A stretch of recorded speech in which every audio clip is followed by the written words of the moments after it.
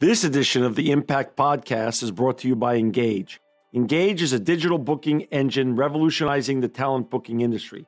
With hundreds of athletes, entrepreneurs, speakers, and business leaders, Engage is the go-to spot for booking talent for your next event.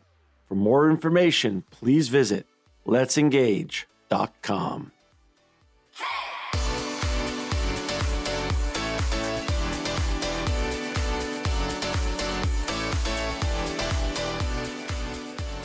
Welcome to another edition of the Impact Podcast. This is a very special edition of the Impact Podcast. I've got with us today Jason Sundby. He's the CEO and the chairman of the board of Verde Environmental Technologies, Inc., and they've got a great product he's going to be talking about today. Welcome to the Impact, Jason. Thank you, John. I appreciate you having me on. Well, Jason, before we get talking about what you're doing at the Terras Systems and at Verde Environmental, I want you to first share a little bit of your background leading up to this leadership role in the very important work that you're doing right now. Well, I appreciate the opportunity, like I said, to speak with you. My career is long and varied. I started out in the newspaper business, and my first job was as an environmental analyst. And one of my ultimate goals was to work with all of our production folks to reduce the amount of hazardous chemicals that it takes to put out a newspaper.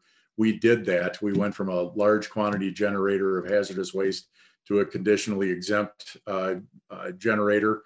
And we went from oil-based, petroleum-based inks to soy-based inks. And so that's where I kind of started. And my employer at the time, I went to the University of Minnesota for undergraduate, and I think they didn't think I was smart enough, so they sent me off to school again. They sent me to Harvard School of Public Health. Wow. And I came back, and that helped me a lot in that role as an environmental analyst and subsequent roles that it grew into. They still didn't think I was all that smart, so they sent me off to Wharton for a little while, and then I came back from that, and I think at that point they decided, okay, it's not taking hold. So no more education for this guy. But it's so I worked in the newspaper business for 23 years. I worked in a Fortune 300 company for a dozen years as the head of corporate administration. Left there and formed a small private equity firm called Atlas Capital Partners with 5 other partners. We invested in a company called Verde Environmental Technologies. It was one of our very first investments, and we saw a lot of potential for this. The company itself was started by 2 very, very smart chemists and a doctor of pharmacology, and so I took a position on the board, and about 3 years later, the shareholders and other board members asked if I would take over the leadership role and take on the responsibility of being a CEO. And a year later, I took on the chairmanship as well. And it's been a great ride. It is very easy to get out of bed in the morning when the company you are leading has a mission like we do. And you were kind enough to send me, and for our listeners out there that want to learn more about what we're about to talk about, the Terras Systems, which these are just 2 examples. You were kind enough to send me these, and we're going to get into this in a second. You could go to www.theterrasystem.com, DETERRA system.com. I have the website up in front of me. Talk a little bit about first the problem that you were solving. When you invested in this company, you were investing because you were solving one of the biggest problems we have, environmentally speaking, in America. Talk a little bit about that first. Yeah, it's really a twofold problem with unused and unwanted pharmaceuticals. People hang on to them, almost, I've seen one study that shows 70% of the 4 billion prescriptions that are given out every year, 70% remain unused. Some portion of them remain unused. A large portion of those are opioids and abusable drugs. So when we set out on this path, it was really for abuse deterrent. That's the deter part of DETERRA. Right. And the environmental protection piece, the Terra part of DETERRA. Right. So we were really trying to help be one of the tools. This isn't a panacea, but it's one of the tools that we can use to really prevent abuse, misuse, addiction, overdose, and death with abusable painkillers and benzos. And because there have been found to be over 140 different pharmaceutical compounds in our lakes, rivers, streams, and in our drinking water. We needed to work on that. We needed to work on those two big societal problems. One thing we're really proud of is that it is a tool that's being used for those two purposes. But we didn't want to help with those two big problems by throwing yet another plastic bag on the trash heap. You know, our product renders the drugs inert. They're irretrievable. They can't leach out. But the plastic material that we use is actually made out of a sustainable crop. It's made out of sugarcane. And so it has a really low carbon footprint. So as the sugarcane grows in the field, there you go. It absorbs, with a B, it absorbs the carbon dioxide in the air. So it's part of that cleansing process. It's then turned into resin and used to make the film for these pouches. So not only is it sustainable in a crop perspective, but it's also made in a manufacturing plant down in Texas that runs on nothing but wind power. Wow. And they use a process that reduces the amount of ink that they need to print on this and to clean that up. So it really is a very green product, as green as we can make it today. Wow. It's I Am Green certified, USDA bio-based certified, all of those things. But we have, just to give you how long we were looking for this type of film material. Yeah. We have 13 US issued patents and 33 international patents. And it took us longer to find this green pouch material than it did to get those patents issued. And anybody that's dealt with patents knows that's a long process. A long time. Let's go back and go over the journey. Yeah. So when you had Atlas and you have Atlas, when did you guys make your first investment and realize these chemists had come up with this solution to a good solution, a sustainable solution to this very big problem? Yeah, it was in the company itself has been around since 2011. Okay. I think we invested early in 2012. We were Series A. We took the Series A, and Got it. So we've been in it from the beginning, and no, it really struck us. Part of our investment thesis is to invest in companies and products that are going to leave the world a little better place than when we found it. Right. So we're 5 partners that had some success in our careers. But one of the things we wanted to do was not just provide financial support, but help grow the company. And so that's why we would take board positions and be somewhat internal consultants and help them grow and think about things that maybe chemists and pharmacologists don't think about, marketing plans and things like that. Capital plus wisdom.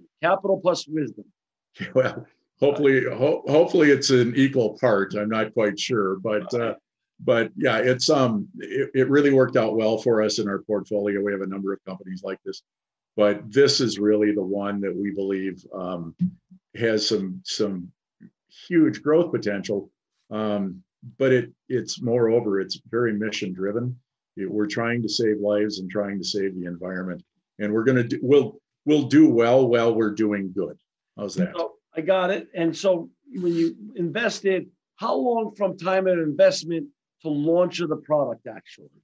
So actually, the product itself, when it first came out, one of the products that they had made was it was made for like fentanyl patches, and it looked like a big Band-Aid with a pad in the middle that had carbon woven into it. Okay. And so you would take this used fentanyl patch, put it on that pad of carbon, pull off the release liners, fold it over, and it was called Contra Patch.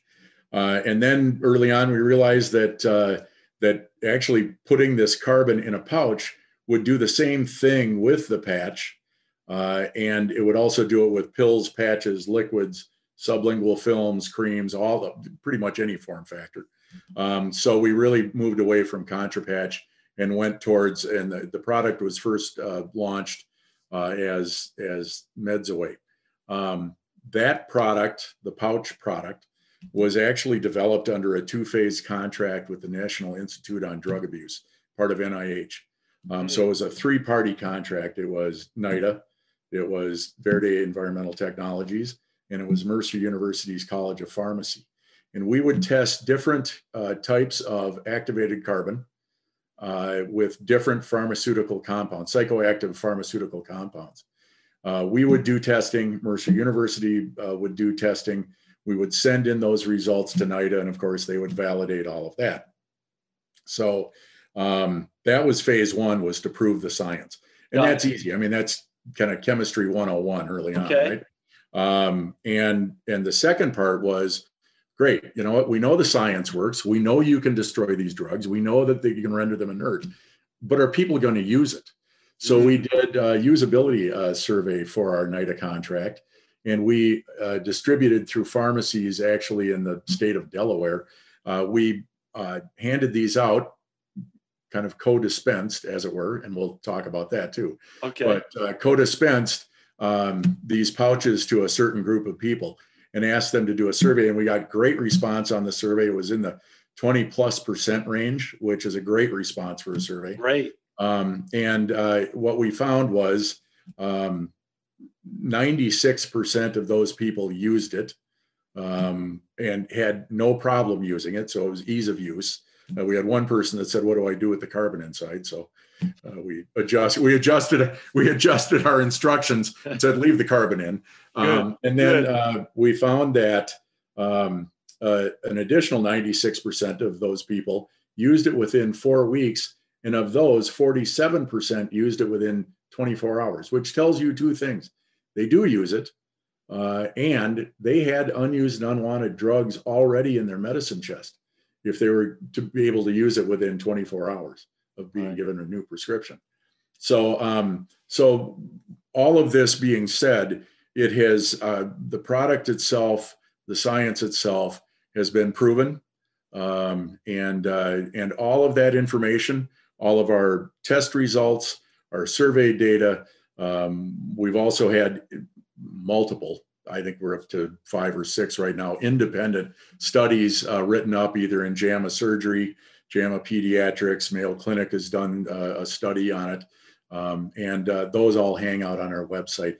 We are really proud of our science. And that is the big differentiator between us and other competitors, is that we'll show you our science. We'll show it to you anytime.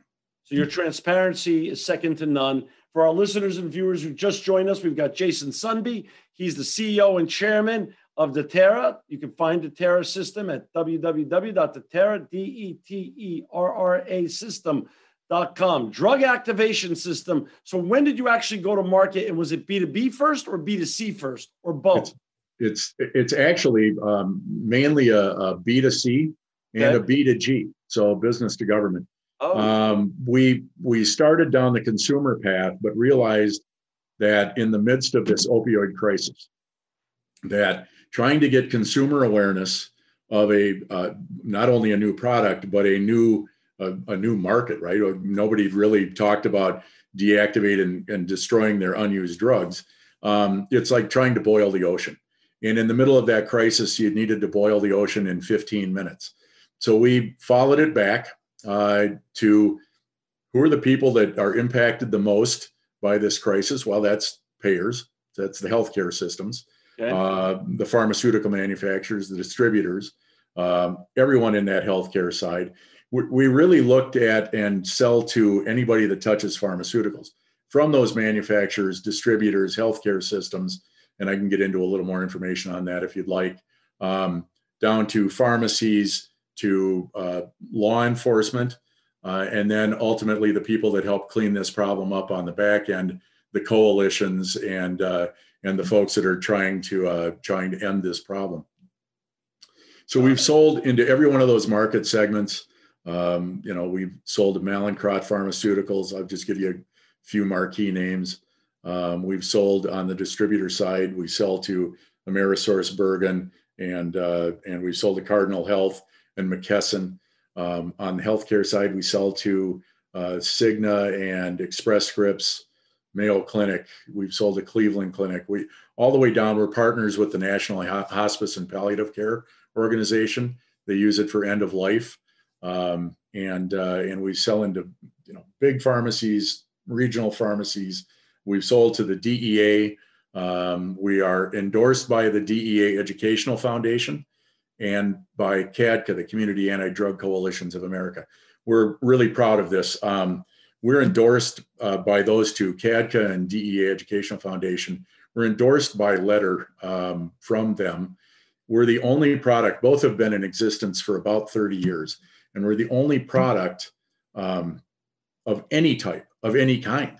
They don't even endorse pencils, but we're the only product they've ever endorsed in their existence, and we're really proud of those partnerships. So they are on the front line. Jason, you launched when? About when? A year ago? We rebranded to Terra in 2015. Okay. Is when we really started the growth, and we had exponential growth ever since then.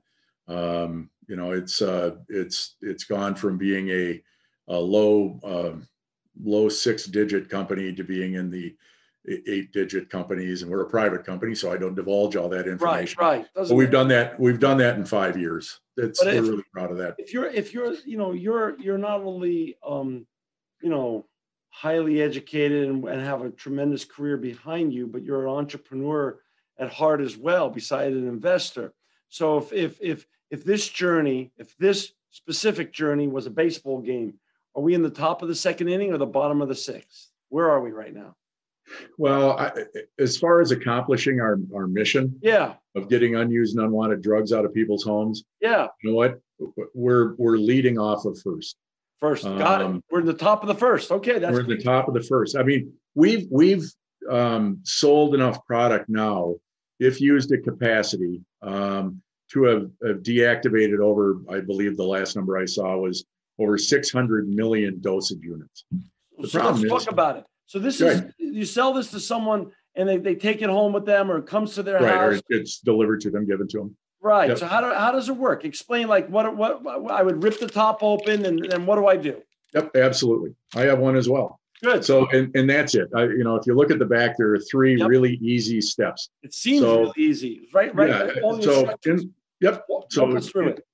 Inside this pouch is a certain amount and kind of activated carbon in a water-soluble pod. So think like a dishwasher detergent pod. Right. You open it up. You add pills, patches, liquids, all the form factors we talked about, capsules. You fill it halfway full with warm tap water.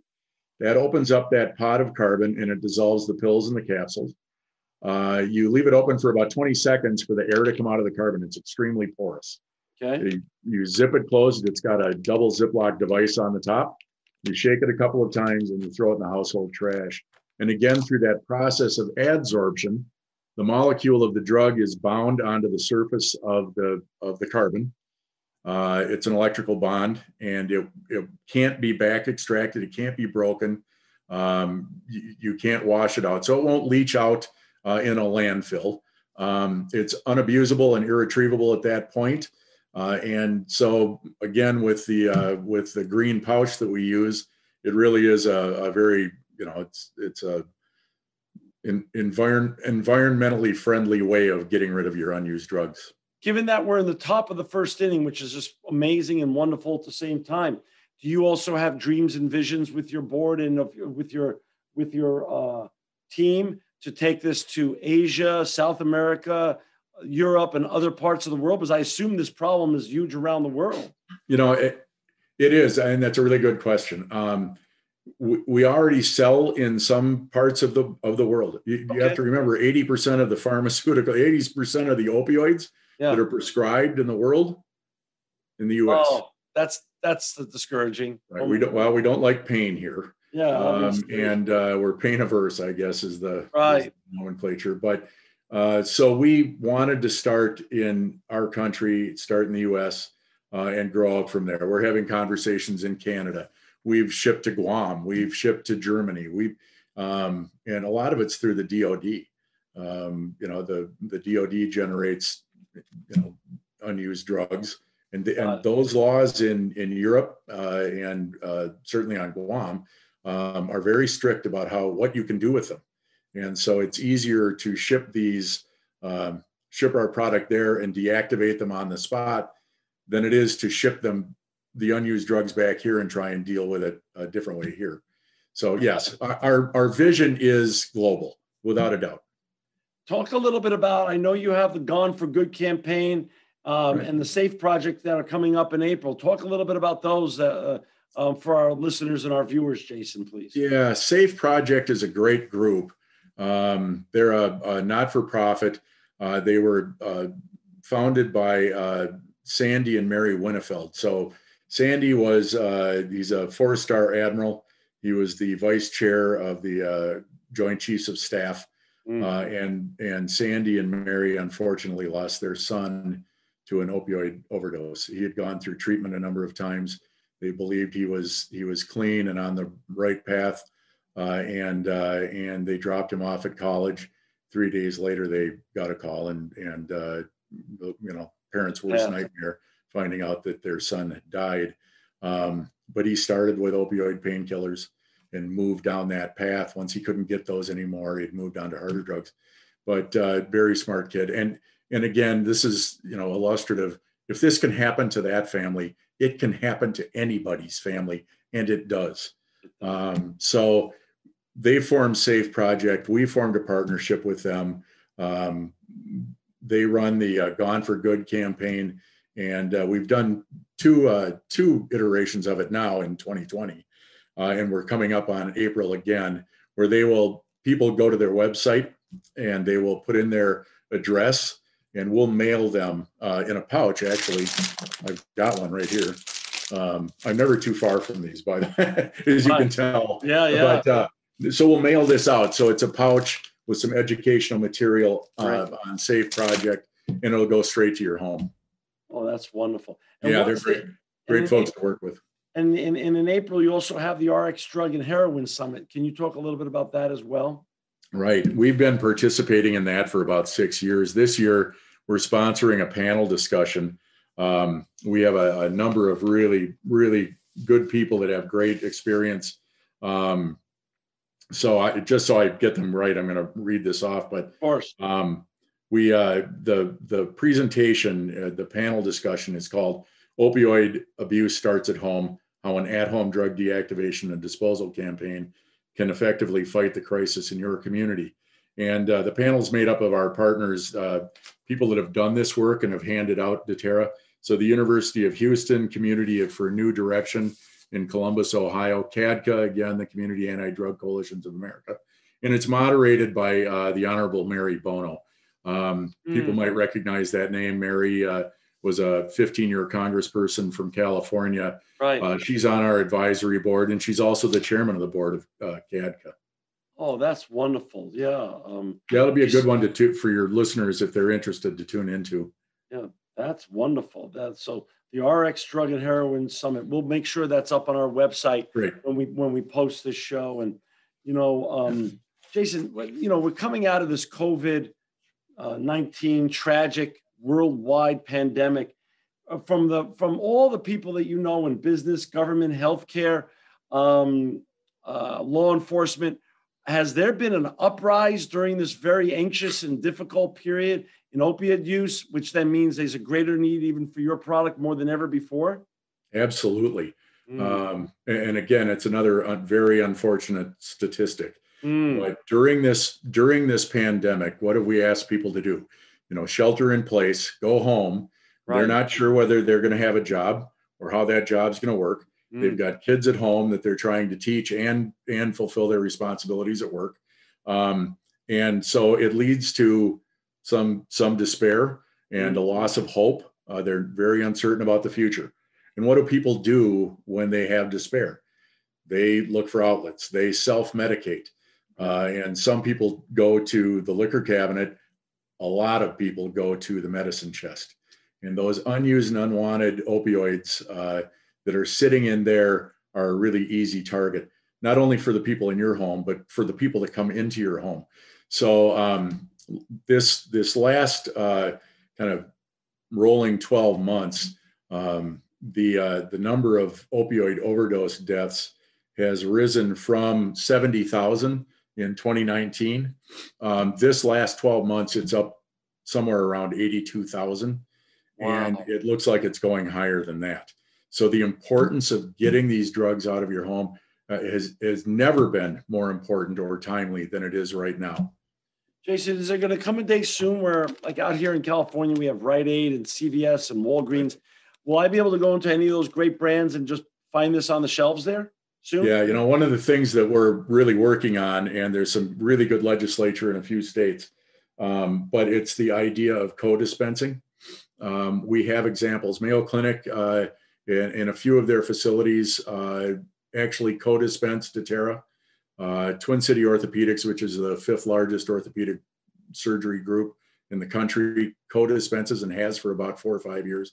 But basically the idea is if you're given a script for an opioid, in that dispensing bag at the pharmacy, right, your little white bag, right, in would go with it to Terra. And I'll paraphrase what they say, but it's a little educational card that says, look, you've been prescribed a very powerful painkiller. Take them until you can handle the pain with an NSAID or, Advil, Tylenol. Right. And if you have leftover drugs, please use this doTERRA pouch to deactivate and dispose of those drugs, get them out of your home and out of the environment. And that's really worked quite well for both of those groups. There's legislation talking about co-dispensing now. And if you think about it, it's kind of like diabetic supplies. Yes. So when a diabetic gets insulin or their medication, in that same bag goes testing strips, lancets, things like that. So it's co-dispensing and it's easily done. So I am more of a proponent of people being handed this free of charge. And I am agnostic as to who pays for it. It is, there's a lot of money in that pharmaceutical distributor pharmacy supply chain. And I don't choose sides. All I know is that if we really want to have an effect on the opioid crisis and the pollution of unused drugs, it needs to get into people's hands and it needs to happen today. So we're making great progress. We've already seen a couple of state attorney generals, other officials actually take these products and distribute them throughout their state. So they've handed out to Terra. They, I don't know if you can see this, but that's a little, there we go. My very clever marketing people took my business card and turned it into a label to show that these can be labeled. You can have, anybody can put their name on it. And so these attorneys general, that was their seal and distributed by on that pouch. So smart. Hey, from a business perspective, do you have any competition? Because I've never heard of any competition out there. I've never seen it, heard of it. When I was studying for this interview, I couldn't find any. Is there anything that's really comparable to your great product? Well, there are competitors. Okay. I will go out so far as to say they aren't comparable. Good. Okay. We, again, we deactivate and destroy the drug. We render it inert. Right. There are competitors out there that suspend it in a gel-like material, but it doesn't destroy the drug. It just makes it a little less attractive. It's somewhat easily defeated. There are others that actually even use carbon in their process, which they know that we hold the patent rights to that. Right. But typically they don't use the right amount and kind of carbon to actually deactivate the drug. So yes, there are. There is. Because all of these are private companies and there is no way to really address. We believe we have about 80% of the market share. That's great. That's great. Jason, this has been amazing. You really are solving a huge problem, and I'm so grateful for your time today. And thanks for sending these samples. They will go to good use with our family members and also employees. for our listeners out there to find and order this very important product, you could go to www.theterrasystem.com. Jason, any final words before we say goodbye just for today? No, you know what, John, I really appreciate you having me on. This is a very important and timely topic, and we need to get the word out. And with your help, we will do that. I want everyone to make it through this pandemic, get back to their lives, and if we can prevent people from becoming addicted to abusable drugs and keep these out of our drinking water. Then that's our mission, and that's what we're going to keep working towards. Well, you're winning the mission, and since we're in the top of the first inning of you running this great company, you're always invited back to share the continued journey and success story of the Terra. You are making a huge impact, and that's why I invited you on, Jason. Your company's making a huge impact, and you're succeeding in your goal, as you said at the top of the show, to making the world a better place. And for that, I'm so grateful. Thank you so much. I appreciate that. Thanks, John. Thank you. Take care. This edition of the Impact Podcast is brought to you by The Marketing Masters. The Marketing Masters is a boutique marketing agency offering website development and digital marketing services to small and medium businesses across America. For more information on how they can help you grow your business online, please visit themarketingmasters.com.